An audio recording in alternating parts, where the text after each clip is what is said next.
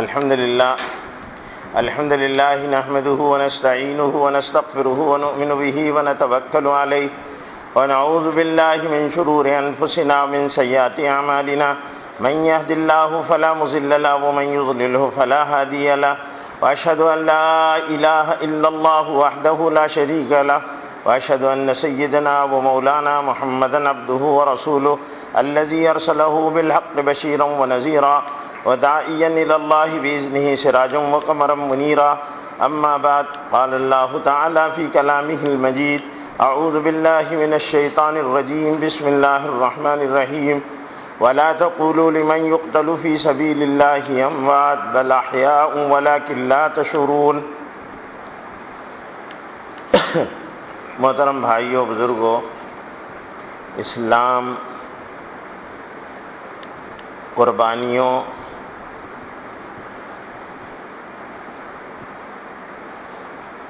کو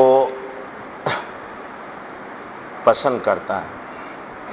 اسلام کے مزاج میں اللہ نے قربانی رکھی ہے، اور اسلام وہ دین فطرت ہے جو حضرت آدم علیہ السلام سے لے کر حضرت محمد صلی اللہ علیہ وسلم تک جتنے بھی انبیاء علیہ السلام دنیا میں تشریف لائے، سب دین ایک لے کر آئے، شریعتیں مختلف لے کر آئے۔ اس دین کا مزاج قربانی ہے۔ انبیاء علیہ السلام کو قربانیوں اور شدید سخت حالات سے گزرنا پڑا۔ حضرت نوح علیہ السلام کی پوری 950 سالہ دعوتی زندگی قوم کی طرف سے ستائے جانے، اذیتوں، مصائب اور حق کے خاطر اپنے آپ کو پیش کرنا اور اس پر جمنا اور اس کی استقامت کی پوری تاریخ ہے۔ اتنے طویل زمانے تک حضرت نوح علیہ السلام جس طرح قربانیاں دیتے رہے، اس کو اللہ تعالیٰ نے قرآن مجید میں بیان فرمایا کہ حضرت نوح علیہ السلام کی قوم کس طرح ان کا مذاق اڑایا کرتی تھی، ان کی بات نہیں سنتی تھی، اور انہوں نے جو معبود بنا رکھے تھے ان معبودوں کی وہ عبادت کرتی تھی، اور ان معبودوں کی عبادت کے ساتھ اللہ کا انکار کرتی تھی۔ شرک عام ہو چکا تھا۔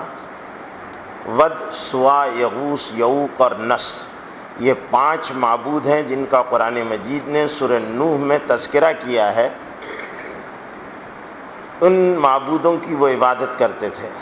حضرت نوح علیہ السلام کی محنت کا جو منظر قرآن مجید نے کھینچا ہے، حضرت نوح علیہ السلام دن رات ان کی ہدایت کی فکر میں لگے ہوئے تھے۔ مجمعوں میں، تنہائیوں میں، اجتماعی طور پر، انفرادی طور پر، چھپ کر، علانیہ، ہر طرح ان کو اللہ کی دین کی طرف بلاتے رہے، لیکن لوگ ان کا مذاق اڑاتے رہے، ان کو تکلیفیں دیتے رہے۔ یہ حال تھا حضرت نوح علیہ السلام کے ساتھ، جس کو اللہ تعالیٰ نے سورہ نوح میں بیان کیا۔ حضرت نوح علیہ السلام جو 950 برس کی محنت شاقہ کے بعد، یعنی دشوار گزار محنت کے بعد، اپنی قوم سے نا امید ہو گئے کہ اب یہ ہدایت لانے والے نہیں ہیں، ہدایت قبول کرنے والے نہیں ہیں، ہدایت پر ان کی ذمہ داریاں زندگیاں آنے والی نہیں ہے۔ تو حضرت نوح علیہ السلام نے اپنے بھیجنے والے کے سامنے اپنی پوری کارگزاری رکھنے کے بعد اپنا مدعا بھی بیان کیا۔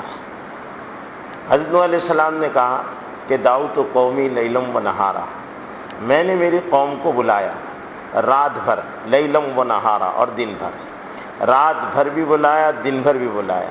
کوئی دن 950 برس میں ایسا نہیں گزرا کہ میں نے اپنی قوم کو دعوت نہ دی ہو اور ان کو خیر اور بھلائی اور حق کی طرف بلایا نہ ہو۔ دعوت قومی لیلم و نہارا فلم یزدہم دعائی الا فرارا، میری دعوت کا اثر الٹا ہوا، میں بلاتا رہا وہ بھاگتے رہے۔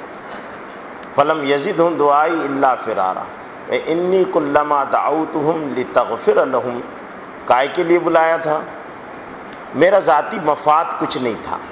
حقیقی محنت کرنے والوں کا ذاتی مفاد کچھ نہیں ہوتا۔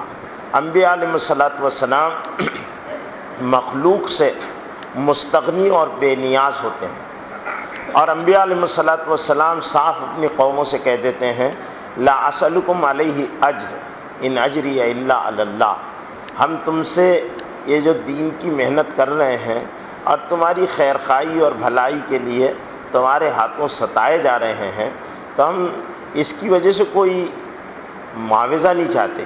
معاوضے کی شکلیں کئی ہو سکتی ہے، یعنی سرداری، حکومت، بادشاہت، دولت اور اس طرح کی چیزیں ہمارا مطمع نظر نہیں ہے۔ ہم ان ساری چیزوں سے بے نیاز ہیں، ہمارے دل میں بھی یہ خیال نہیں گزرتا کہ ہم کو اس سے مالی منفعت حاصل ہو۔ ہم کسی کا کھانا نہیں چاہتے، ہم کسی کی یعنی اپنے محورے میں ہم کسی کی چائے پینے کی بھی روادار نہیں ہیں۔ لا اسألکم علیہ اجر ان اجری الا علی اللہ، ہم کو جو کچھ ملنا ہے وہ اللہ کے پاس ملنا ہے، ہم تو صرف تمہارے لیے انی لکم لمن الناصحین، ہم تمہارے خیر خواہ ہیں، بھلائی چاہتے ہیں کہ تم یہ غلط روش اور طرز زندگی کا جو بگاڑ ہے اس کو دور کر لو اور صحیح بات کی طرف آ جاؤ۔ انی کلما دعوتہم لتغفر لہم، کائے کے لیے بلایا کہ تم نے اللہ کو ناراض کر دیا ہے۔ لتغفر لہم، اللہ ناراض ہو جاتا ہے۔ اللہ سب سے زیادہ اللہ ناراض ہوتے ہیں جن اعمال کی وجہ سے، ان میں ایک ہے عقیدے کا بگاڑ۔ اللہ عقیدے کے بگاڑ کی بنیاد پر سب سے زیادہ ناراض ہوتے ہیں۔ اللہ عقیدے میں کمپرمائز اللہ کے ہاں نہیں ہے۔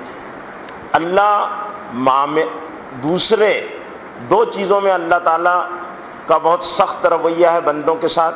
ایک تو عقیدے میں اللہ تعالیٰ ذرا بھی جھول برداشت نہیں کرتے، دوسرے معاملات کے بگاڑ کو اللہ برداشت نہیں کرتے۔ معاملات کی خرابی اللہ تعالیٰ کو پسند نہیں ہے، تو یہ دو چیزیں اللہ تعالیٰ کے ہاں بہت سخت معاملہ ہے اس سلسلے میں، تو اللہ تعالیٰ نے کہہ دیا کہ نہیں، بگاڑ عقیدے کا، ان اللہ لا یغفر الشرک، قرآن میں اعلان کیا ان اللہ لا یغفر الشرک ویغفر ما دون ذلک، شرک کو اللہ معاف نہیں کرتے، اس کے علاوہ گناہ ہیں ان کو معاف کر دیں گے۔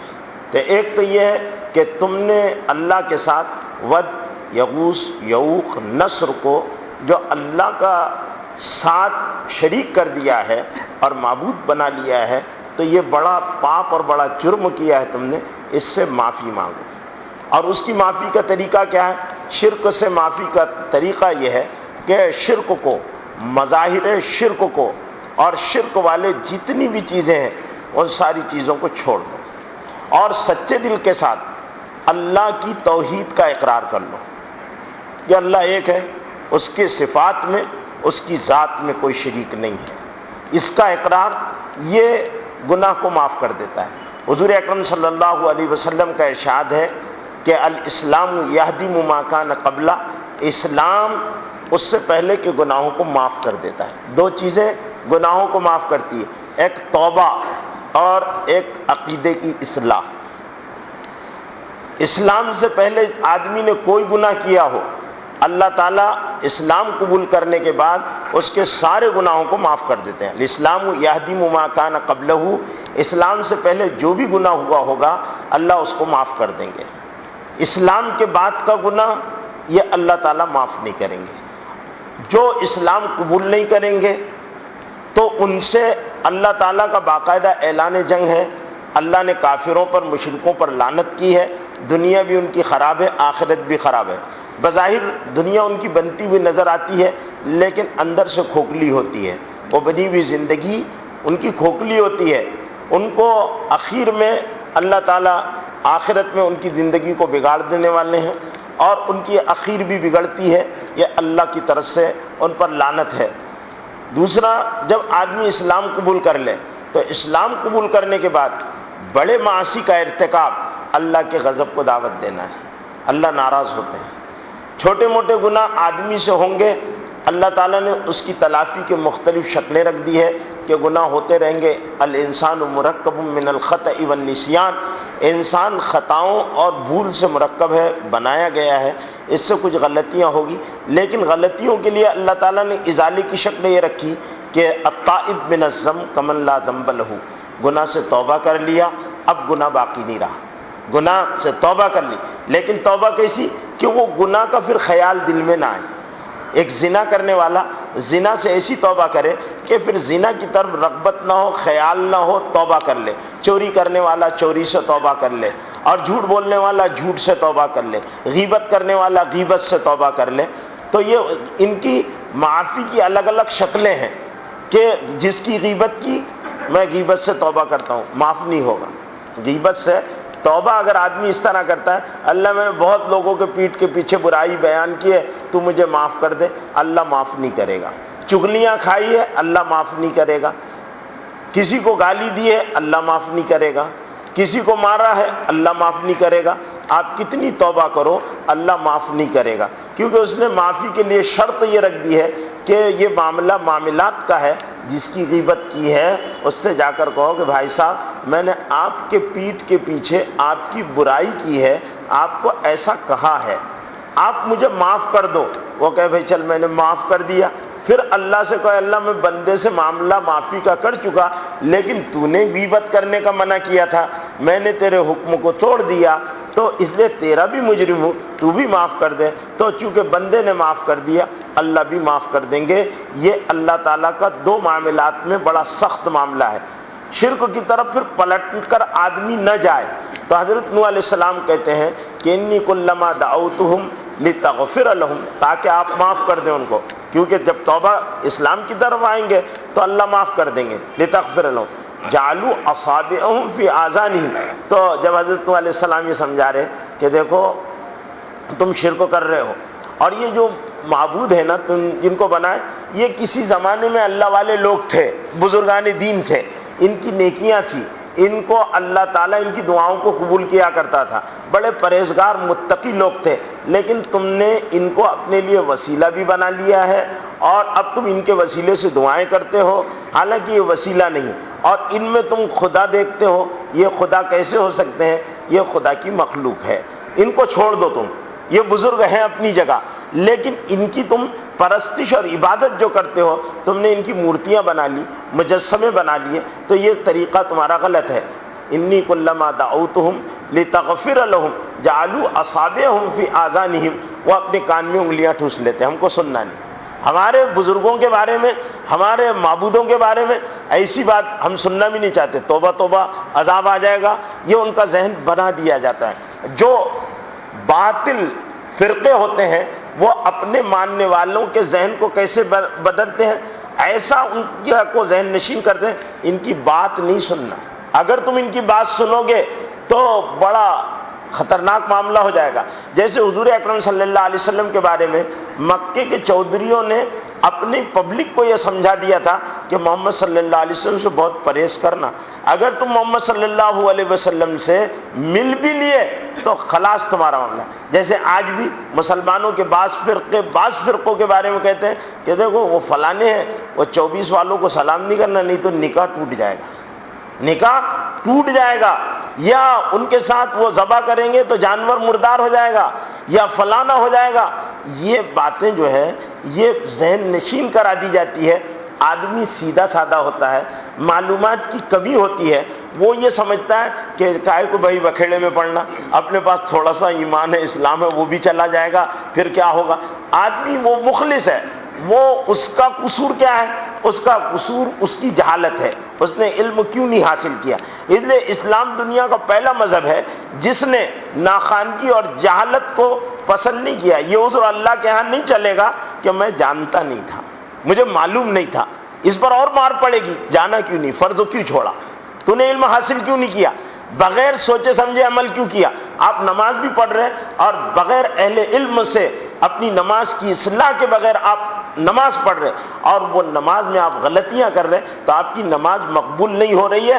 آپ نے لوم چلانا تھا تو لوم چلانے کی معلومات ماہرین سے لی، ماہرین سے جا کر لی، گاڑی چلانا تھا تو ایکسپرٹ ڈرائیوروں سے آپ نے گاڑی کی ڈرائیونگ سیکھی، آپ نے جو کام بھی ہے اس میں ماہرین کی خدمات حاصل کی۔ نماز پڑھ رہے ہو تو کچے نمازیوں کے ذریعے سے جیسی دل میں آ رہی نماز پڑھ رہے آپ، تو یہ عذر اللہ کے یہاں نہیں چلے گا کہ ہماری نماز میں بگاڑ تھا تو یہ بگاڑ ہم کو معلومات نہیں تھی اس وجہ سے، یہ عذر نہیں چلے گا، کیونکہ طلب العلم فریضہ، علم کا حاصل کرنا فرض ہے۔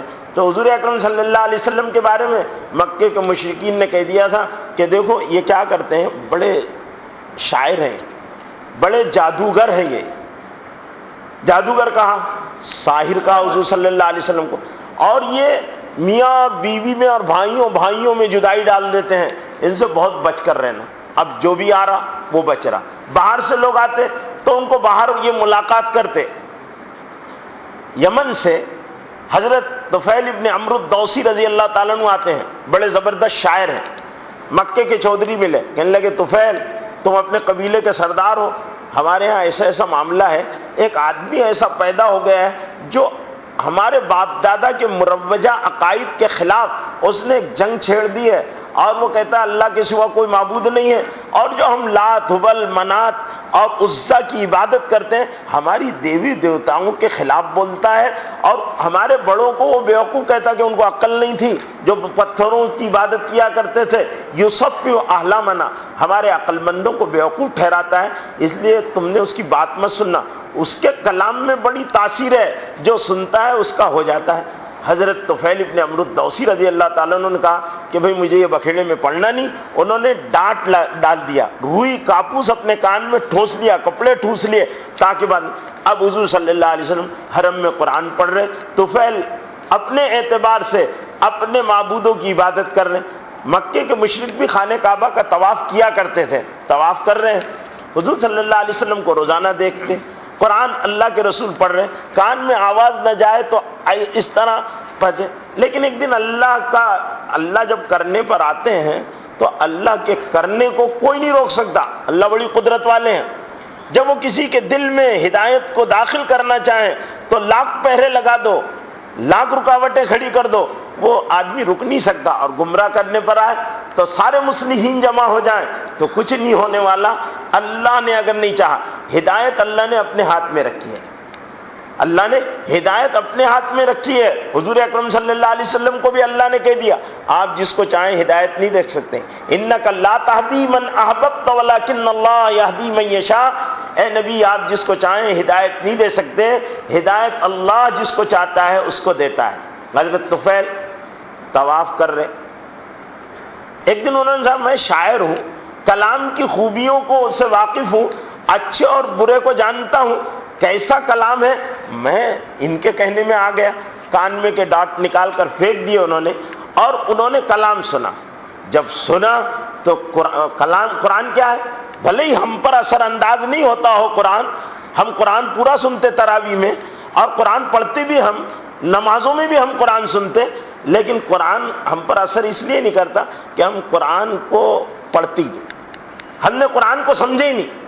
قرآن کیا چیز ہے، اللہ کا کلام ہے، اور اللہ کے کلام میں جو تاثیر ہے وہ تاثیر اور اس کی اثر پذیری کا عالم یہ ہے کہ اس کو آپ انکار ہی نہیں کر سکتے کہ قرآن پڑھا جائے اور لوگوں کے قلوب پر اثر نہ ہو۔ میں مسجد میں بیٹھا ہوا ہوں، میں آپ کو دو واقعے بتاتا ہوں جو میرے اپنے مشاہدے کے ہیں قرآن کی تاثیر کے۔ ایک مرتبہ بنگال کے ایک ضلع بردوان کے گاؤں سے، باکوڑا سے ہم لوگ رات میں فجر کے وقت نکلے، ہمارے ساتھ کویت کے شیخ مفلح تھے، قرآن بڑا غضب کا پڑھتے تھے، اور وہاں کے کویت کے بہت بڑے مفتی بھی تھے۔ ہم نے ان سے کہا کہ آپ قرآن پڑھیں، بیل گاڑیوں میں بیٹھے ہوئے تھے، انہوں نے قرآن پڑھا، اول وقت فجر پڑھ کر نکلے تو پرندے اس وقت ایسے بالکل یعنی قرآن سننے کے لیے ایسا لگتا تھا جیسے جمع ہو گئے ہوں، اور ایک قطار اندر قطار پرندے اس طرح جمع تھے، اور نہ ان کی آواز نہ کچھ، اور جیسے ہی شیخ مفلح نے قرآن پڑھا پھر وہی پرندوں کی چی چی اور ان کی جو آوازیں انہوں نے نکالنا بند کر دیا۔ یہ اللہ کے کلام کا اثر تھا جس کا میں نے نہیں، جتنے لوگ تقریباً کافی لوگ تھے سب نے مشاہدہ کیا کہ اللہ کا اور ایک دوسرا واقعہ یہ مہاراشٹر میں ہوا تھا، ایوت محل ضلع میں ایک جگہ ہے، وہاں پر بندر بہت شور کر دے، مسجد میں بیٹھے ہوئے تھے تو اس نے قرآن پڑھنا شروع کیا، تو برکینیا فاسو کا پرنس تھا، اس نے اسلام قبول کیا تھا، اس نے قرآن پڑھنا شروع کیا اور اس نے کہا، اب بچے تھے بندروں کے پیچھے، تو اس نے کہا کہ بچے بیٹھ جاؤ، یہ سب بندر بیٹھ جائیں گے، اور سارے کے سارے واقعتاً یہ مشاہدہ ہم نے کیا اپنی آنکھوں سے کہ بندر پورے کے پورے بیٹھ گئے، اور جب تک پوری بات نہیں ہوئی ایک بھی بندر نہیں اٹھا۔ تو اللہ کے کلام کا اثر جانوروں پر ہوتا ہے، بے جان پر ہوتا ہے، پودوں پر ہوتا ہے، زندوں پر ہوتا ہے، ہر چیز پر ہوتا ہے۔ تو حضرت طفیل ابن عمرو الدوسی رضی اللہ تعالیٰ عنہ نے جب قرآن سنا تو بڑے شاعر تھے، بڑے سردار تھے اور یمن کے رہنے والے تھے، انہوں نے فوراً اسلام قبول کر لیا، اور پھر اس کے بعد حضرت طفیل ابن عمرو الدوسی پلٹ کر اہل کفر کے پاس نہیں گئے۔ یہ پروپیگنڈے کی طاقت تھی کہ حضرت طفیل ابن عمرو الدوسی اتنے دن دور رہے۔ اسی طرح حضرت عمر رضی اللہ تعالیٰ جو واقعات میں لکھا ہے کہ حضرت عمر رضی اللہ تعالیٰ نے جب قرآن سنا تو قرآن سننے کے بعد حضرت عمر رضی اللہ تعالیٰ نے اسلام قبول کر لیا، اور فوراً ان کا کفر اتنا بدترین کفر تھا وہ ٹوٹ گیا۔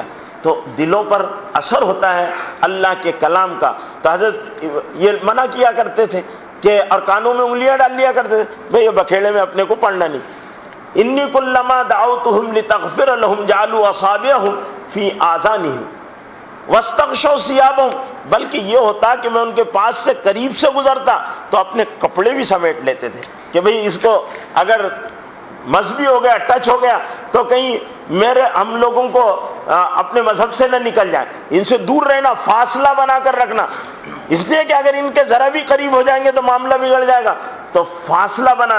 باطل کی پہچان یہ ہے کہ وہ حق سے دور کرنے کے لیے ایسے طریقے اختیار کرتا ہے، تو انہوں نے باقاعدہ پروپیگنڈے کی طاقت سے ایسے کر دیا تھا کہ حضرت نوح علیہ السلام سے لوگ بہت دور رہتے تھے اور تمام قوم الرجک تھی۔ وَكُلَّمَا دَعَوْتُهُمْ لِتَغْفِرَ لَهُمْ جَعَلُوا أَصَابِعَهُمْ فِي آذَانِهِمْ وَاسْتَغْشَوْا ثِيَابَهُمْ وَأَصَرُّوا وَاسْتَكْبَرُوا اسْتِكْبَارًا، اور کیا کیا؟ اپنے کفروں پر جمے رہے، اپنے بگاڑ پر سمجھنے کی کوشش کی نہیں کی۔ جو بولتے تھے بڑے وہ سنتے تھے۔ تم کو بھی تو اللہ نے عقل دیا، شعور دیا، کیا سچ ہے، کیا غلط ہے، کیا نئی بات ہے، تو اس کو اچھے لوگوں سے پوچھنا، اس کو سمجھنا، یہ اسلام ہی کا امتیاز ہے کہ اسلام نے کہا لم یخروا علیہم صما وعمیانا، کہ قرآن بھی ان پر پڑھا گیا تو اندھے بہروں کی طرح یہ گر نہیں گئے۔ نبی کہہ رہا ہے کہ انصر اخاک ظالما او مظلوما، اپنے بھائی کی مدد کرو چاہے وہ ظالم ہو یا مظلوم۔ صحابہ نے کہا اے اللہ کے رسول، مظلوم کی مدد سمجھ میں آتی ہے، ظالم کی مدد سمجھ میں نہیں آتی۔ تو اللہ کے رسول نے فرمایا ظالم کو ظلم سے روک دینا یہ ظالم کی مدد ہے، ظالم کو ظلم سے روک دینا یہ ظالم کی مدد ہے، وہ ظلم کر رہا اس کو ظلم سے روکو، ظلم سے روکو، یہ اپنے بھائی کی مدد ہے۔ تو حضور اکرم صلی اللہ علیہ وسلم کے قول پر صحابہ کرام نے کہا بات سمجھ میں نہیں آتی، ایسا نہیں کہ اندھے کی طرح جو کہا جا رہا وہ کرنے لگو، بلا تحقیق کا کرو، کچھ بھی کرو، جو کہا جا رہا وہ کرو، اور گھوڑے کو جس طرح وہ لگا دیا جاتے چشمے ادھر ادھر نہ دیکھو، اس طرح یہ اسلامی فلسفہ نہیں ہے۔ اسلام کہتا تحقیق کرو، سمجھو، جانو، علم حاصل کرو، اہل علم کے پاس، اہل حکمت کے پاس بیٹھو، اگر ہندوستان میں نہیں سمجھ میں آ رہا چائنا جاؤ، اطلب الصین ولو کان، اطلب العلم ولو کان بالصین، تم کو چائنا جانا پڑے، وہاں جا کر پھر حق معرفت لے کر آؤ، لیکن صحیح راستے پر زندگی گزارو۔ فَاسْأَلُوا أَهْلَ الذِّكْرِ إِن كُنتُمْ لَا تَعْلَمُونَ، جانتے نہیں تو جاننے والوں سے پوچھا کرو، عذر نہیں چلے گا۔ تو حضرت نوح علیہ السلام سمجھا رہے، جب انہوں نے پھر آخر میں کہتے ہیں دعوت قومی لیلا ونہارا فلم یزدہم الا دعائی الا فرارا انی کلما دعوتہم لتغفر لہم جعلوا اصابعہم فی آذانہم واستغشوا ثیابہم واصروا واستکبروا استکبارا، اور اکڑ کر، ایسے لوگوں میں عقل پیدا ہو جاتی ہے، اور دوسرے کو جو داعی ہوتا ہے اور جو دین کی محنت کرنے والا تھا اس سے آدمی اکڑتا ہے تو استکبارہ کبر کرتا ہے، اور متکبر کو، کبر کرنے والے کو دو چیزوں سے ہدایت کبھی نہیں ملتی، بدگمانیاں استفادے کے دروازے کو بند کر دیتی ہے، اگر آپ کسی سے بدگمان ہو جائیں تو کبھی اللہ کا ضابطہ نہیں ہے کہ آپ کو وہ صحیح بات بھی بول رہا ہے، قرآن بھی پڑھ رہا ہے تو آپ کو ہدایت نہیں ملے گی۔ قرآن کتاب ہدایت ہے، اس کی ہر بات دلوں پر اثر کرتی ہے، لیکن آپ نے اپنے دلوں میں بدگمانیوں کو جگہ دیا ہے تو آپ کو اللہ کا ضابطہ یہ ہے کہ اللہ دروازہ بند کر دیتے ہیں، ہدایت نہیں دیں گے۔ بدگمانی پر اللہ استفادے کے دروازے کو، جو فائدہ ہونا چاہیے وہ فائدے کے دروازے کو بند کر دیتا ہے، استفادہ نہیں ہوگا، فائدہ اٹھا ہی نہیں سکتا آدمی۔ اور دوسری بات کبر، مجھے کیا ضرورت ہے، میں کیوں، جہاں میں آ گیا وہاں پر ہدایت نہیں آئے گی۔ ابو جہل کو جو ہدایت نہیں ملی اس کی وجہ یہ ہے کہ اس کا معاملہ یہ تھا کہ اس نے کہا میں، ابو لہب میں مارا گیا، عتبہ شیبہ ربیہ یہ میں مارے گئے، حضرت عمر کے اندر میں نہیں تھی، حضرت عمر میں نہیں تھی، ان میں تھا، انا میں والے کو ہدایت نہیں ملتی، میں والا محروم رہتا ہے۔ طالب کو تواضع پر ہدایت ملتی ہے، طالب پر اور تواضع پر اللہ ہدایت دیتے۔ جن لوگوں کے اندر یہ دو باتیں ہوں گی اللہ تعالیٰ ان کو ہدایت دیں گے، تواضع ہو طلب ہو، تواضع ہو طلب ہو۔ حضرت عمر میں طلب تھی، اللہ نے ہدایت دے دی۔ حضرت عمر سچ بات سمجھ بھی نہیں آ رہی تھی اسلام کی کہ یہ سچا مذہب ہے، وہ یہ سمجھتے تھے کہ پرابلم ہے پوری قوم کے لیے، اس لیے محمد صلی اللہ علیہ وسلم کو یہ آج کام میں ختم کر دیتا۔ اور حضرت عمر اپنے خاندان کے بااثر آدمی تھے، اپنے خاندان، ان کے باپ سفیر تھے اور ان کو اللہ نے قوت بیان سے سرفراز فرمایا تھا۔ اور حضرت عمر رضی اللہ تعالیٰ عنہ جب تلوار لے کر چلے تو حضرت عمر رضی اللہ تعالیٰ عنہ نے جب قرآن سنا تو وہ تلوار پھر جو شمع ہدایت کو بجھانے کے لیے اور شمع رسالت کو بجھانے کے لیے اٹھنے والی تھی، وہ تلوار پھر اسلام کے لیے چلی ہے اور خوب چلی ہے، اور اللہ کے دین کو 2,51,030 مربع کلومیٹر پر اسلام کا پرچم لہرایا۔ آرمینیا، آذربائیجان، کابل، یہاں تک، بلکہ بعض تاریخوں کے اندر آتا ہے کہ لاہور تک حضرت عمر کے زمانے میں فتح ہو چکا تھا، لاہور کے علاقے تک، ملتان تک حضرت عمر کے زمانے میں مسلمانوں کی فوجوں کا عمل دخل ہو چکا تھا، یہاں تک پہنچ چکا تھا۔ اور ادھر افریقہ کے سارے تپتے ہوئے صحرا جو ہے وہ اسلام کے زیر نگیں آ چکے تھے، اور ادھر یورپ کے علاقوں پر اسلامی فوجیں بڑھ رہی تھی، جو بعد میں حضرت عثمان اور حضرت معاویہ رضی اللہ تعالیٰ عنہ کے زمانے میں اور بعد میں اور اسلامی عہد معاویہ میں، عہد بنو امیہ میں جو فتوحات ہوئی ہیں اس کا دائرہ بہت وسیع ہے، اسلام شرق و غرب میں پھیلا۔ تو حضرت نوح علیہ الصلوۃ والسلام قربانیاں دے رہے ہیں حضرت، اور یہ کہہ رہے ہیں، پھر کہا کہ اللہ میں نے رات دن بلایا، اعلانیہ بلایا، چھپ کے بلایا، اب یہ ہدایت پر آنے والے نہیں ہیں۔ یہ جملہ 950 سال کے بعد نبی نے جس درد کے ساتھ کہا تھا، قرآن نے اس کی منظر کشی کی ہے، ہم اس درد کو بیان نہیں کر سکتے، اس درد کو ہم نہیں بیان کر سکتے۔ کیا حضرت نوح علیہ السلام نے کیسے کہا ہوگا کہ اللہ اب یہ کیا کہا حضرت نوح علیہ السلام نے، لا تذر علی الارض، اے اللہ زمین میں سے ان کے بچوں کو بھی چھوڑنا، لا تذر علی الارض، ان کے بچوں کو بھی مت چھوڑنا، ان کے انڈے بچے ختم کر دیں تاکہ ان کا نام و نشان باقی نہیں رہے۔ لم یلد الا فاجرا، ان میں اگر کوئی پیدا بھی ہوگا تو نافرمان پیدا ہوں۔ اللہ تعالیٰ نے تو دیکھتے رہتے ہیں، اللہ اپنے دین کی حقی صحیح محنت اخلاص کے ساتھ کرنے والوں کو کبھی بے یار و مددگار نہیں چھوڑتا۔ اللہ اس کی حفاظت پر باقاعدہ اپنے کارکنان قضا و قدر کو مسلط کرتا رہتا ہے، حفاظت ہوتی۔ حضور صلی اللہ علیہ وسلم کی سیکورٹی تھی، صحابہ کرام پہرا دیا کرتے تھے۔ ایک دن آیت نازل ہوئی تو حضور صلی اللہ علیہ وسلم نے اپنے حجرے سے باہر سر نکالا اور صحابہ کرام کو کہا کہ تم جو ڈیوٹی لگائے ہو میری حفاظت پر، تم جاؤ اپنا کام کرو، اللہ تعالیٰ میری حفاظت کے لیے میرا انتظام اللہ تعالیٰ نے کر دیا ہے، مجھے کسی سے کوئی تکلیف پہنچنے والی نہیں ہے، میرا کوئی بال باقا نہیں کر سکتا۔ تو اللہ کی طرف سے حفاظت کا انتظام، ساری دنیا جھک مارے لیکن اللہ رب العزت اپنے دین کی اخلاص کے ساتھ کام کرنے والوں کی مدد کرتا ہے، ان کی پر رکاوٹ ڈالنے والوں کو اللہ تعالیٰ ہٹا دیتا ہے، راستے سے ہٹا دیتا ہے، اور وہ بے قیمت بے وزن اور لوگوں میں ہلکے ہو جاتے ہیں، ان کی قیمت ختم ہو جاتی ہے۔ تو حضرت نوح علیہ الصلوۃ والسلام قربانیاں دیتے رہے، دعا کی، پھر اللہ کا عذاب آیا۔ دنیا میں سب سے بڑا عالمگیر عذاب حضرت نوح علیہ السلام کے زمانے میں آیا تھا۔ اتنا بڑا عذاب زمین پر کبھی نہیں آیا کہ پوری زمین کے باشندوں کو ختم کر دیا گیا، اور کوئی سوائے نوح علیہ السلام کی کشتی کے اور کسی کے بچنے کی کوئی سبیل نہیں تھی۔ حضرت نوح علیہ السلام سب کو کہہ رہے ہیں کہ میرے ساتھ کشتی میں سوار ہو جا۔ حضرت نوح علیہ السلام کو اللہ نے کہا ٹھیک ہے، دعا قبول ہوگی، تمہاری قوم کو ہم اب پکڑیں گے، ہم پکڑیں گے ان کی بدعمالیوں کے ساتھ۔ حضرت نوح علیہ السلام جمے، اللہ سے مانگتے رہے اخلاص کے ساتھ۔ نبیوں کا اخلاص بھی بہت اعلیٰ درجے کا ہوتا ہے، اخلاص کے ساتھ دعا کرتے رہے۔ پھر جب اللہ تعالیٰ سے انہوں نے یہ کہا تو اللہ تعالیٰ نے حضرت نوح علیہ السلام کی دعا قبول کی اور کہا وَاصْنَعِ الْفُلْكَ بِأَعْيُنِنَا، کشتی بناؤ۔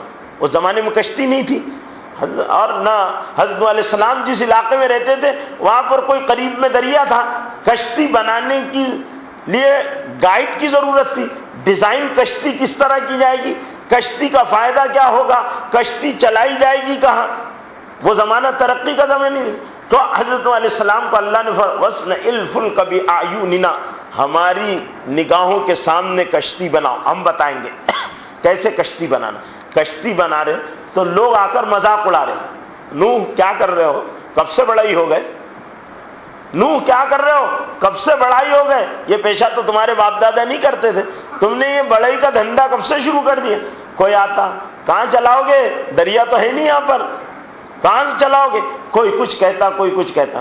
بعض بدباطن ہوتے ہیں، بڑے ان میں خباثت ہوتی ہے، اور لوگ آ کر اس میں پاخانہ کرنے لگ گئے، اور حضرت نوح علیہ السلام کی کشتی کا حل۔ لیکن اللہ رب العزت نے کشتی کے بنانے کا حکم دیا، کشتی بن گئی تو اللہ نے کہا کہ اپنے ساتھ حضرت نوح علیہ السلام، کچھ دنیا میں لوگ ہوتے ہیں سلیم الفطرت ہوتے ہیں، ہدایت ہمیشہ سلیم الفطرت لوگوں کو ملتی ہے۔ سلیم الفطرت کس کو کہتے ہیں، وہ بھی ایک بات سن لیں۔ سلیم الفطرت کہتے ہیں کہ جن کی طبیعت میں مزاج میں ٹیڑھا پن نہیں، حق بات کو سمجھنے کی صلاحیت ان کے اندر ہوتی ہے، اور وہ صلاحیت جو ہے وہ رزق حلال سے پیدا ہوتی ہے، رزق حلال سے پیدا ہوتی ہے، صدق مقال سے پیدا ہوتی ہے، سچ بات بولنا، سچ بات۔ حضرت عمر رضی اللہ تعالیٰ جھوٹ کو پسند زمانے جاہلیت میں بھی نہیں کرتے تھے، حضرت عمر رضی اللہ، اور ان کا حسب نسب بھی صحیح ہونا چاہیے۔ تو اللہ تعالیٰ پھر ایسے سلیم الفطرت انسانوں کو متوجہ کر دیتا ہے۔ تو حضرت نوح علیہ السلام کے ساتھ تھوڑے سے لوگ کشتی میں سوار ہو گئے۔ حضرت نوح علیہ السلام کو کہا گیا ہر چیز کا ایک ایک جوڑا لے لو، کبوتروں کا، بٹیروں کا، تیتروں کا، سارے جانوروں کا ایک ایک جوڑا لو اور کشتی میں سوار کر لو۔ حضرت نوح علیہ السلام اللہ کے بندے تو پوچھا نہیں کائے کے لیے، پنچایت نہیں کی، سوال پر سوال نہیں داغے۔ اللہ اس طرح کہہ رہا ہے، وہ اپنی مشیت کو خود بہتر جانتا ہے، حکم کے بندے ہیں، سوار کر لیا۔ اور حضرت نوح علیہ السلام جو ہے سوار ہو، کشتی میں سوار ہو۔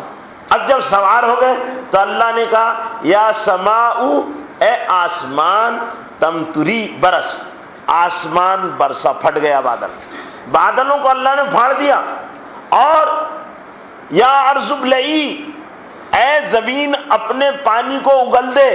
زمین سے بھی پانی آ رہا، زمین سے پانی ابل رہا، آسمان سے پانی آ رہا۔ آتش فشاں لاوے پھٹ جاتے ہیں جب زلزلے آتے ہیں، تو اس طرح پانی کے سوتے پھوٹ گئے، پانی اوپر نیچے۔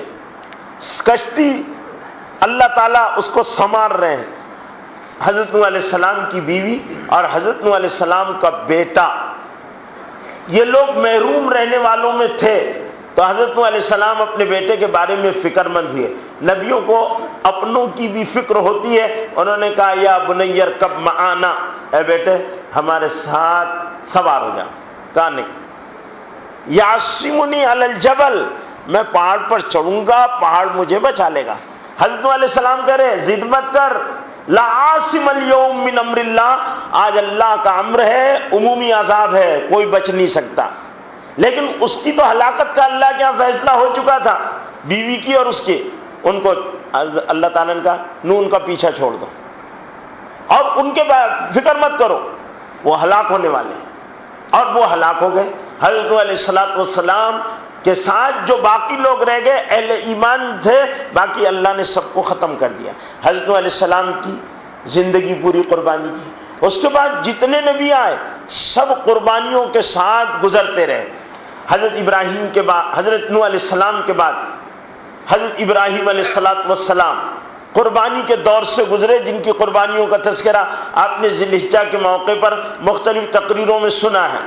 حضرت موسیٰ علیہ السلام، میں بڑے بڑے نبیوں کا صرف تذکرہ بتا رہا ہوں کہ آپ کو اسلام کی تاریخ قربانیوں کی تاریخ ہے، مجاہدوں کی تاریخ ہے، اذیتوں تکلیفوں کو برداشت کرنے کی تاریخ ہے، اور یہ اولو العزم رسول اللہ نے کہا ان کا حق ہے، اللہ ان کو حوصلہ بھی دیتا ہے کہ وہ اس طرح کی چیزوں سے نبرد آزما ہو۔ حضرت موسیٰ علیہ السلام فرعون کے مقابلے پر آئے۔ حضرت موسیٰ علیہ السلام کا واقعہ بہت تفصیل سے قرآن نے کئی جگہ ریپیٹ کیا اس کو، اور بار بار اس واقعے کو دہرایا ہے، حضرت موسیٰ علیہ السلام کے واقعے کو، کہ حضرت موسیٰ علیہ السلام ایک بدترین قسم کے آدمی کے ساتھ سابقہ پڑا۔ حضرت نوح علیہ السلام، حضرت موسیٰ علیہ السلام اور حضرت ابراہیم علیہ السلام، یہ دو نبیوں کے زمانے میں دو بادشاہ تھے۔ حضرت نوح ابراہیم علیہ السلام کے زمانے میں جو بادشاہ تھا اس کا نام تاریخ میں نمرود ہے، قرآنی نام نہیں ہے، نمرود تاریخی نام ہے، جو بھی اس کا نام رہا ہو لیکن نمرود کے نام سے اس کو جانا جاتا ہے۔ اس بدبخت نے اپنے آپ کو خدا کہا تھا۔ اور ایک بات یاد رکھو کہ اگر کوئی اللہ کو برا بولے تو اللہ کو غصہ نہیں آتا، ایک بات خاص یاد رکھنا، اور اللہ کو کوئی برا بولتا ہے تو اللہ جلدی غصہ بھی نہیں کرتے۔ اللہ کے مقابلے پر کوئی آتا ہے تو اللہ اس پر وہ نہیں کرتے، کیونکہ طاقتور، ظاہر بات ہے کہ بلی چوہے کو نظر انداز کرتی ہے، کیونکہ اس کو معلوم ہے ایک پنجہ ماروں گی پکڑ لوں گی۔ شیر چھوٹے جانوروں کو نظر انداز کرتا ہے اور بہت صبر اور حوصلہ دکھاتا ہے۔ یہ بڑوں کی اللہ تعالیٰ نے خود اپنی صفت بڑوں میں ڈالی ہے۔ اللہ تعالیٰ بھی انسانوں کے یا زمین پر رہ کر کوئی اپنی بڑائی اور عظمت کرنے لگے تو اللہ تعالیٰ اس کو موقع دیتے ہیں، مہلت دیتے ہیں، جانے دے۔ تو اللہ تعالیٰ نے نمرود نے کہا میں رب ہوں، تو اللہ تعالیٰ نے نمرود کو سمجھانے کے لیے تو بھیجا۔ قرآن مجید میں مکالمہ موجود ہے، حضرت ابراہیم علیہ السلام آئے تو کہنے لگے ابراہیم مجھے معلوم ہو تم مجھے خدا نہیں مانتے۔ نہیں، کہنے لگے میں خدا نہیں مانتا۔ کہا سارے تو مجھے خدا مانتے۔ کہنے لگے جو مانتے ہوں گے، میں تو اپنے رب کو پیدا۔ کون ہے تمہارا رب؟ میرے علاوہ کوئی رب ہو سکتا ہے؟ میں بادشاہ ہوں، مجھے سارے کلی اختیارات حاصل ہیں، پھر کون ہے میرے الہ؟ تو کہا میرا رب وہ ہے جو مارتا ہے اور زندہ کرتا ہے۔ کہنے لگے یہ کون سی بڑی بات ہے مارنا اور زندہ کرنا، یہ تو میں بھی کر سکتا ہوں۔ کہا تم کیسے کر سکتے ہو؟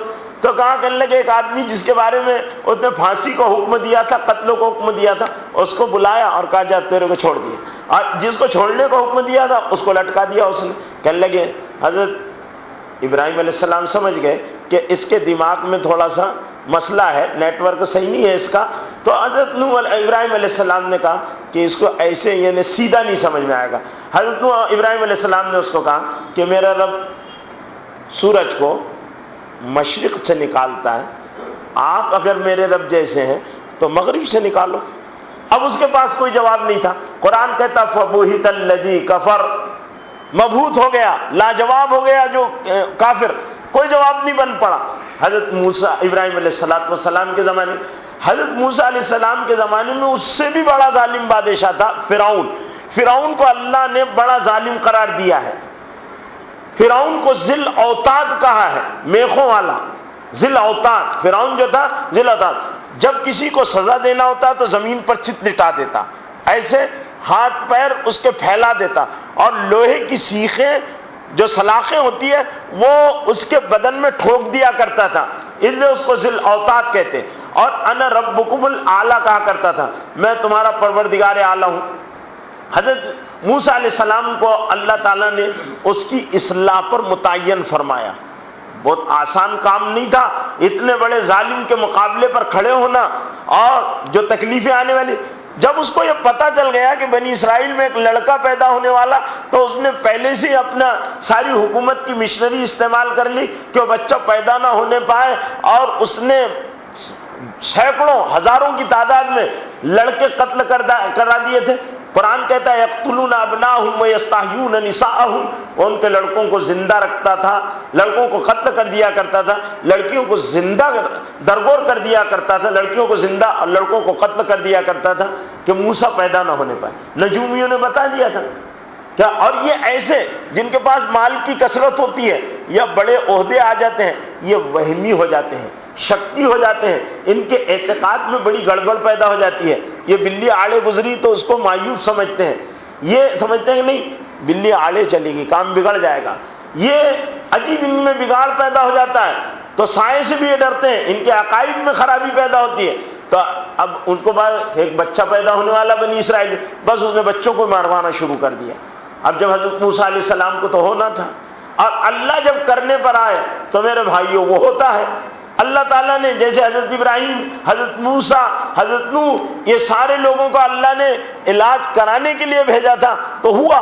حضرت موسیٰ علیہ السلام بھی پیدا ہوئے، ان کی حفاظت بھی ہوئی، اور اللہ نے فرعون کی گود میں پلوایا بھی۔ اللہ کی عجیب حکمت ہے کہ پال رہا کون ہے؟ جو سب سے بڑا دشمن ہے۔ سب سے بڑا دشمن حضرت موسیٰ علیہ السلام کا فرعون پالنے پر مجبور ہے، پالنے پر مجبور ہے، اسی کے محل میں پڑ رہے۔ حضرت موسیٰ علیہ السلام کی والدہ روزانہ آ رہی ہے، بچے کو دودھ پلا رہی ہے، اور اس محل میں رہ رہا ہے، رہ رہے حضرت موسیٰ علیہ السلام۔ تو یہ کام اللہ کراتے ہیں اپنی قدرت کے ساتھ، اللہ بڑی قدرت والے ہیں۔ باقی انشاءاللہ یہ سلسلہ کئی ہفتے انشاءاللہ چلے گا، جس میں انبیاء، صحابہ کرام اور اسلام میں جو شہید ہوئے ہیں، ہمیشہ ہم شہیدوں کا تذکرہ سنتے رہتے ہیں، لیکن ہم کو اسلامی تاریخ کے صرف ایک شہید کی تاریخ معلوم ہے جو 10 محرم کو کربلا کے میدان میں بڑی یعنی بے کسی کے عالم میں شہید کر دیے گئے تھے۔ ہم ان کی عظمت کو سلام کرتے ہیں، لیکن اس کے علاوہ ہماری نوجوان نسل نہ اسلام کے شہیدوں کی تاریخ سے واقف ہے، نہ اسلام کی شہادت کے فلسفے سے واقف ہے کہ اسلام میں کیسے کیسے شہید ہیں اور ان کی شہادت کے کیسے عجیب واقعات ہیں، اور کیسے انہوں نے اسلام کے لیے قربانیاں دی۔ انبیاء علیہ السلام کی قربانیاں، صحابہ کرام کی قربانیاں، یہ انشاءاللہ کچھ ہفتوں تک بیان کیا جائے گا۔ اللہ تعالی ہمیں عمل کی توفیق نصیب فرمائے۔ وآخر دعوانا